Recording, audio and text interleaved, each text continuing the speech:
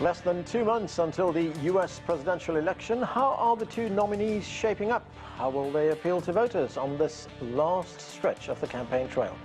Hello, I'm Arnold Knight, and this is The Heat.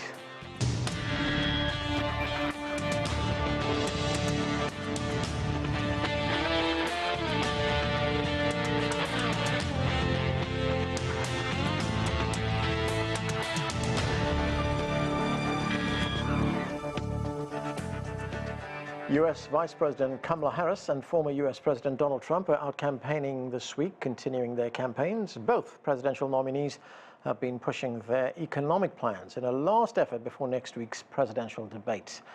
Let's listen to some of what they had to say. My plan will make our tax code more fair while also prioritizing investment and innovation. So let us be clear. Billionaires and big corporations must pay their fair share in taxes.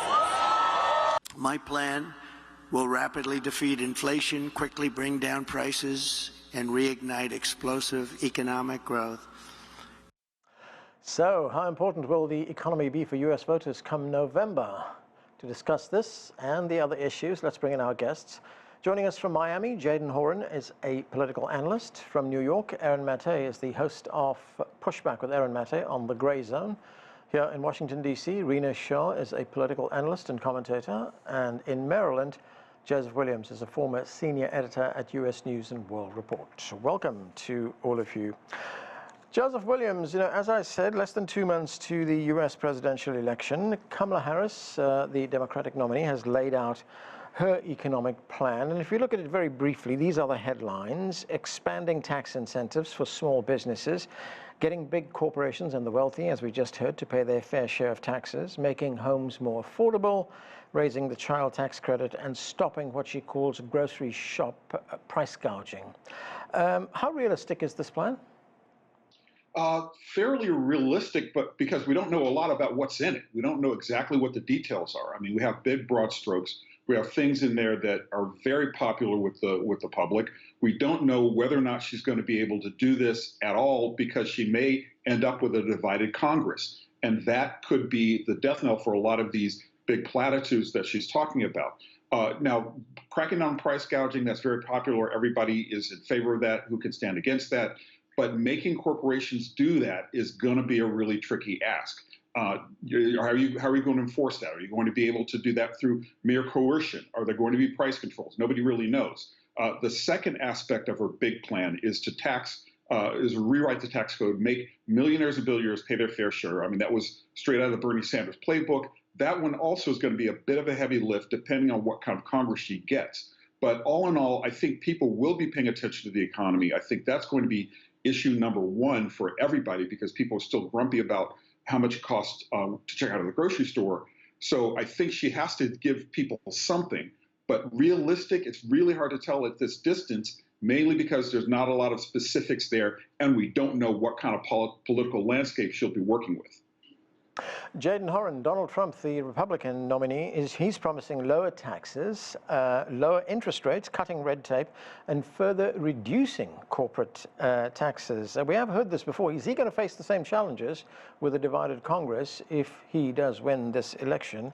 And doesn't his plan run the risk of something that people have been complaining for a long time, and that is the wealth gap in this country, the income gap in this country? Wouldn't his policies just widen those gaps?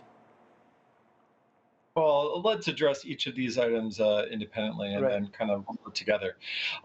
If we're talking about lowering the corporate tax rate, we do know that the repatriation of money that happened under the first Trump term did lead to a windfall in the billions as companies brought their money that was housed offshore back into the United States to be taxed at a one-time level and then at a lower rate. Again, the devil's in the details. The Trump campaign really hasn't released details on how this would work. I'm assuming they are utilizing some Reagan-esque Laffer curve to argue that there's an optimum taxation rate, that the current taxation rate for corporations is still too high, and that by lowering it, it will get there. But that hasn't been released, and it's hard to quantify the basis of which the way that will actually work. Now, that being said, most of Trump's campaign's promises here and proposals are related more towards what I would say the populist playbook. Donald Trump is against a more independent Federal Reserve, or independent in name only, whatever cynicism you want to bring to it. The president's ability to affect monetary policy is low, and our system is designed that way. Fiscal policy, on the other hand, is within the president's and the Congress's purview, and is a bit ironic here because government spending does lead to inflation. Both Keynesians and monetarists understand this, argue it constantly. So if Donald Trump is for more government spending on the fiscal side, it will lead to inflation. It just will, no matter what the Federal Reserve does. So I think that's something that Donald Trump and his campaign really need to square. Now, that being said, attacking inflation and bringing it down is something that the American people want writ large. Will he be able to do that? Will his campaign be able to honor those promises? That remains to be seen. You know, this Congress will likely, if it is in Republican hands, have desire for lowering corporate taxes. Will they for eroding independence of the Federal Reserve? I doubt it. Aaron, Maté, let's talk about some of the things that we don't hear much about, that were not really mentioned in these plans. Things like cuts to the bloated defense budget, tackling homelessness, poverty. And if we take another item, which is building the border wall, now Kamala Harris has changed her mind. She's marching in lockstep with Donald Trump on building that wall. It's going to cost money, of course. I mean, how different are the visions that these two candidates are offering? They're not that different. At the DNC, in her acceptance speech, Kamala Harris bragged about how she wants to have the most lethal military in the world. What does that mean? It means spending even more and more on the most expensive military in the world, which the U.S. allocates more money for its own military than so many other countries do combined. And Trump is in lockstep with that as well. He also bragged about how he supposedly rebuilt the military and spent more money on it. So when you have both parties committed to militarism, whether it's at the border or it's in the army, and you're willing to funnel tens of billions of more dollars into the military-industrial complex, how much money will there be left to address the real problems in this country, the infrastructure that is in badly need of upgrades, all the social services that people across this country really need? Unfortunately, both parties are in lockstep in wanting to fund militarism. Kamala Harris can point to things like the Biden administration did put a cap on the price of insulin and other pharmaceutical drugs. That's important. Trump can't say the same thing. His main legislative achievement, as was discussed, was a tax cut that mostly benefited, I think, himself and his wealthy friends.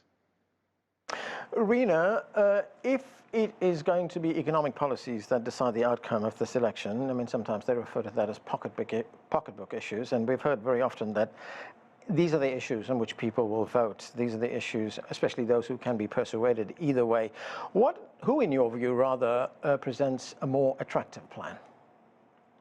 Right now, without injecting actual ideology into it, I've heard a lot more from Kamala Harris about what she would actually do economy-wise. And, you know, for it to be spoken about in platitudes, well, she hasn't had all that much time entirely to tell exactly how she'd drill down deeper and do certain things.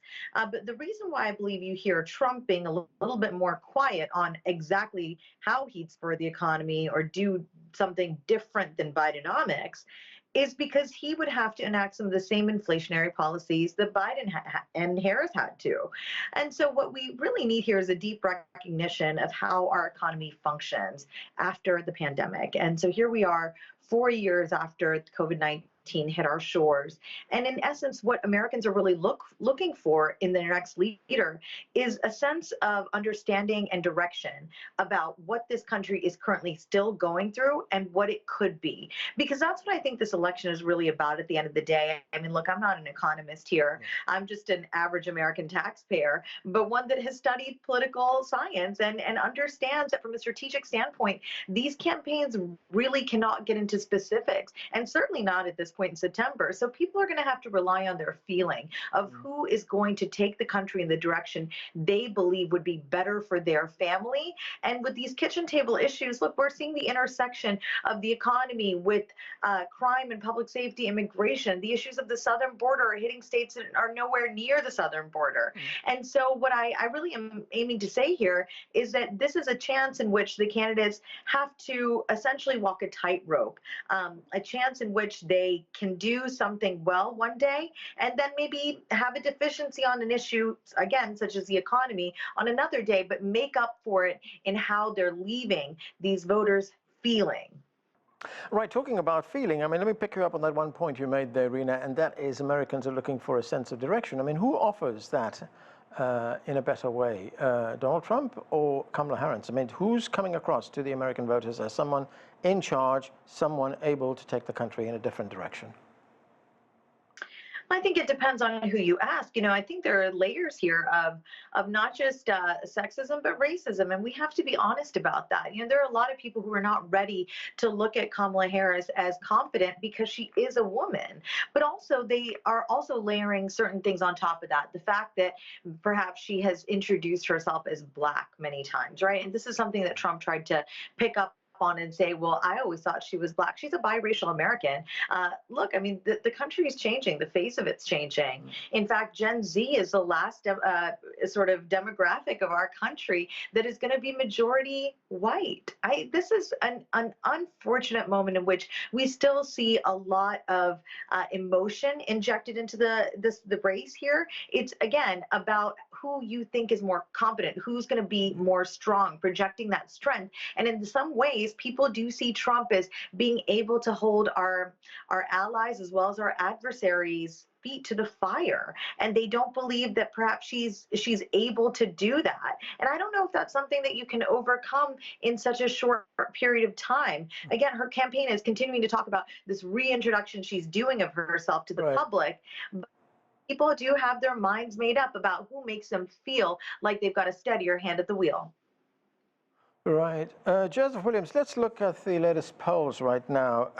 I mean, if we look at the polling that we looked at over the past 24 hours, Trump and Harris are effectively in a dead heat. I mean, if one takes the margin of error into account. According to 538, it has Trump 44.2, Harris at 47.3, and in Pennsylvania, which is expected to be a key state in the Electoral College, Trump at 45.5, Harris at 46.3. So Harris having a bit of an advantage in both those polls that are cited there. But how do you see, I mean, there's also some other analysts who say that Trump can lose Pennsylvania and still be the winner if he has other ways to become the winner. But for Kamala Harris, Pennsylvania has to be in the win column. I mean, how do you see this electoral map shaping up?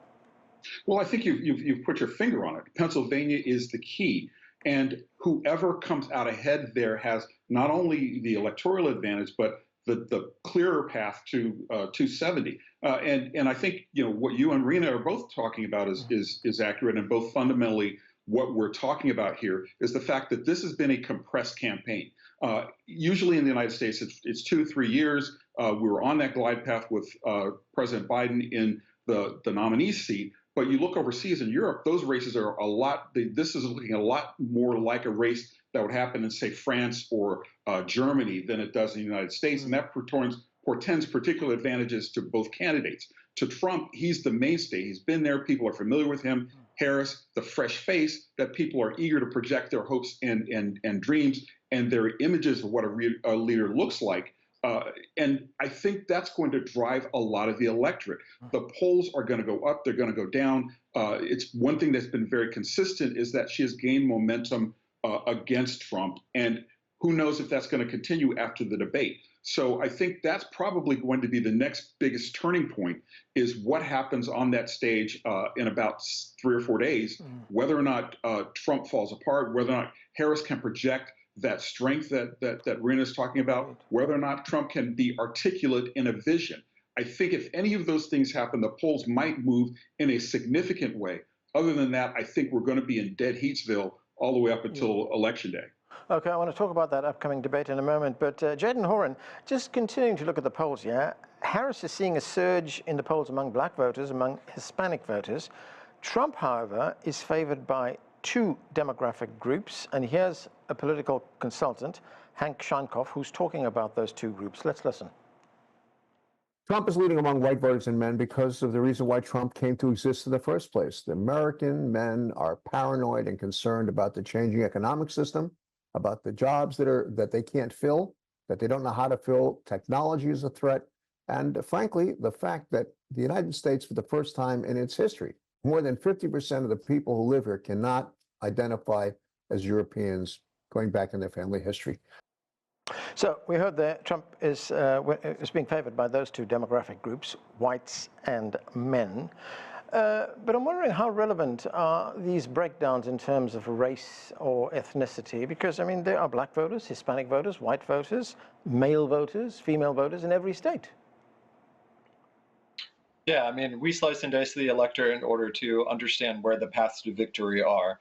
What I actually really think is interesting about both that comment and the perception of Trump with white voters is that in order to win any election in the United States, you have to win white voters in some way, shape, or form, a demographic of them, whether it's female for Joe Biden or those with college educated, if that's your path in Georgia. So let's kind of break this down. Yes, it is crucially important to understand the driving force behind different demographics.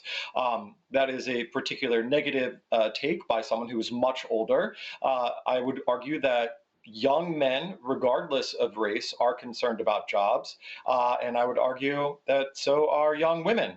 The economy is odd. It is weird.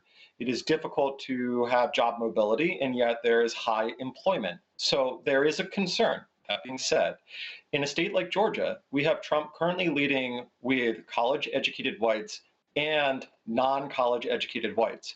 If he polls the average with black voters, he will win Georgia. It is imperative that the Harris campaign looks to the strategy that Biden employed in 2020 in order to have a victory in a state like that. You must slice and dice the electorate and find out what resonates with different voters.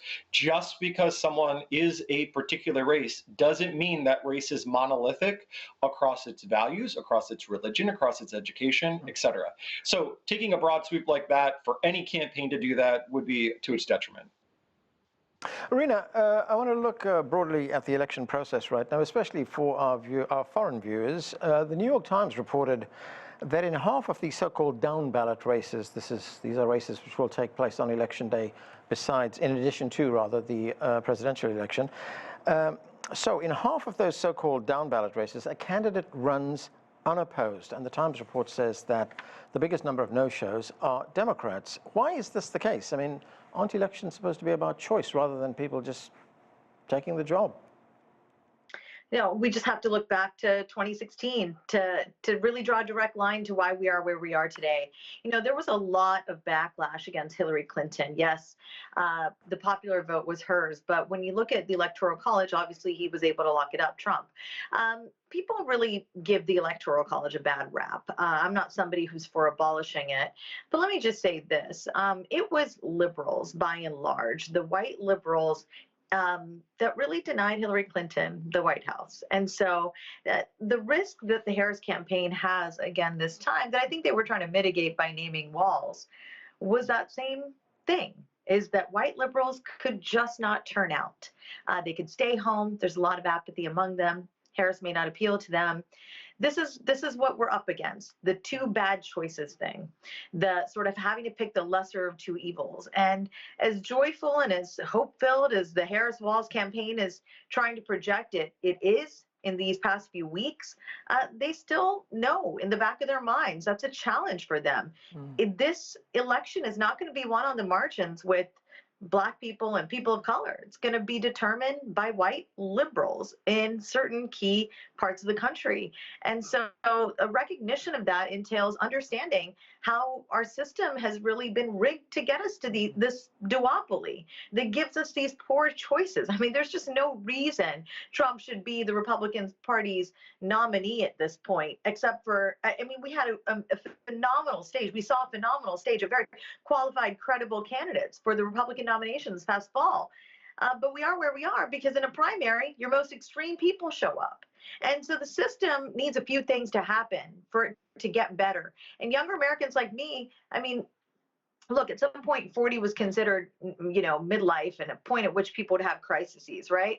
40 right now, people who are 40 are looking at these members of Congress sitting there in their 80s, enriching themselves, trying to lead the country when the average retirement age coast to coast is somewhere between 61 and 67. It's not ageist for me to spout out the facts that younger Americans feel that this country no longer is delivering or able to deliver us the same dreams that our parents' generation were able to realize. Aaron, Maté, let's look at another big election issue, and that is the money in politics, both the presidential election and the congressional races. And of course, there's going to be a host of other local races which will take place in November as well. Now, this is expected to be the most expensive election ever. In 2020, it was $16 billion that was spent on those elections. It's expected to be much higher this time. Of course, some of that money comes from small donors, small amounts that are contributed to the candidates, but the vast amount comes from huge corporations as well as mega donors, wealthy individuals. I mean, how does that distort what happens in the election? It distorts what happens by basically placing the outcome and the policies of whoever is elected in the hands of a very small concentration of power, because everybody knows that those who fund the elections, those who fund candidates, get to influence policy. Barack Obama, look at his cabinet. He basically let Citigroup appoint who would run the economy. And accordingly, the Wall Street crisis was handled very much in the interests of Wall Street. Same with Donald Trump as well. He appointed a cabinet of billionaires, and they shaped policies accordingly. Trump promised to drain the swamp. He actually filled it even bigger. So if we care about actual democracy, the answer would be campaign finance reform, taking money out of politics. But unfortunately, neither party has an interest in doing that. So we can expect the same old, where essentially democracy is not on the ballot, but people with money are. And those people who make all those donations, the big donations, Aaron, they don't do it out of civic goodness, do they? I mean, they want something in return. So Congress, for instance, serves their interest rather than the interest of the people who put them there. Absolutely. And you also have lobby groups like AIPAC, which are able to, oust candidates that they don't like. This just happened in 2 congressional races where they spent about $20 million combined to oust Jamal Bowman and Cori Bush, 2 Democratic members of Congress who had called for a ceasefire in Gaza. And in those races, I think AIPAC played a very decisive role in flooding the district with negative ads against the candidates they wanted to oust, and they succeeded. And they're allowed to do that because that type of influence, that type of foreign influence, is tolerated in the U.S. Joseph Williams, we also hear, fears about there being fraud in the election. There was an interesting piece that I heard, and this was from the Joe Rogan show. The podcaster and author and professor Brett Weinstein was recently on the Joe Rogan show, and he said this about the likelihood of there being fraud in the election. Let's listen to a small bit of what he had to say. Because for one thing, elections used to be different, as you remember, right? First of all, you used to vote in person, and voting by mail was something you were very reluctant to do because you knew that if your vote got counted, it was going to be very late in the process. It wasn't really going to matter. The disappearance of that and the normalization of voting by mail, the normalization of voting across a period of time so that you're not all voting on the same day, and the absence of exit polls, right? When everybody's voting from home or wherever, you can't detect fraud by virtue of the fact that the count that came in from that precinct didn't match what the exit pollers registered. What do you make of that, Joseph? I mean, does it give either side an opportunity to basically not come out with the honest result here? Well, I mean, the thing that frustrates me so much about the election fraud argument is that we've held elections for virtually as long as this country has been a country. There has never been an instance of fraud that has swung an election one way or the other, particularly a presidential election. The big problem that we have, as your previous guest mentioned, is money in politics, Citizens United. But I think this hyperventilating about voter fraud, the perceived voter fraud. We've got the big lie about immigrants voting. We've got the other big lie about district counts coming in askew after mail-in voting. It's simply not true. We've investigated this time and time again and have found almost nil instances of fraud across any election that you want to name. And even if there is some, the percentages are so incredibly low that it does not swing a voter count one way or the other. Now, that being said, I think this gives the advantage, if you want to call it that, to Donald Trump, because he's very good at sowing doubt in advance. He did that before the 2020 election. He's doing it now. He has said that he will accept the results of the presidential race only if it's fair and honest. Well, I mean, who gets to determine that? Trump himself? I mean, he's saying that only fair, honest election result is if he wins. And he's making stuff up about being ahead in every poll in every state. We know that that's not true. So I think it advantages Trump to the Democratic side. They have to be prepared for all extensive circumstances. Basically, they have to have a war room going right now, talking about what will happen if certain scenarios play themselves out. And there cannot be a failure of imagination because democracy rests on that preparation. Right. Jadan Horyn, I've just got a minute left, but I want to talk about the next debate, that presidential debate taking place next Tuesday. As we heard, this is a very compressed election season. Is this debate going to be make or break for both candidates? Very much so. We haven't seen Kamala Harris take on Donald Trump, and we haven't seen Donald Trump take on Kamala Harris. And, you know, I really do believe that this debate presents an opportunity for Americans to truly see kind of what the policies actually are and how these candidates answer tough questions and deal with conflict from each other. And the last debate is the most consequential in the last 60 years. So I can only imagine that, given that there's only one agreed debate for this cycle moving forward currently, that this upcoming debate will probably be the last turning point possibility that is scheduled. Okay, and that is where we have to leave it. Thank you to all of you for being with us. That's it for this edition of The Heat. I'm Anand Naidu in Washington, D.C.